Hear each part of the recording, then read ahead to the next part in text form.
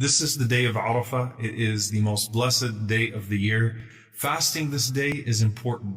Praying this day is important. Making dua this day is important. Not doing anything that will remove the blessings of this day in terms of sin is important. The Prophet ﷺ said, there is no day in which Allah sets free more souls from the fire than on the day of Arafah.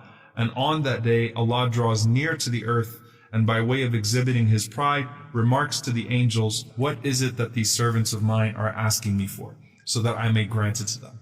And the Prophet ﷺ said to us that there is no day in the year in which the shaitan is more humiliated and in more despair than he is on this day, the day of Arafah. Why? Because he sees these people, he sees you, and he's been working his for your entire life to take you away from your Creator.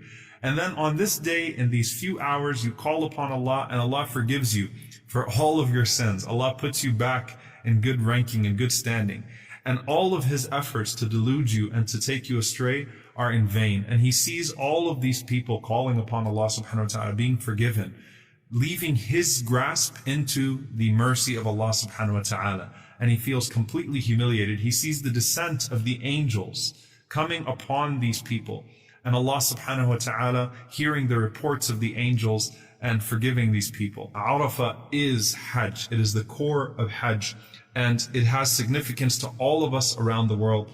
It is the day in which Allah boasts to the angels of His servants gathered together, all covered in dust, all covered in dirt, disheveled, but calling upon Him, invoking Him for His mercy, and people all over the world doing the same.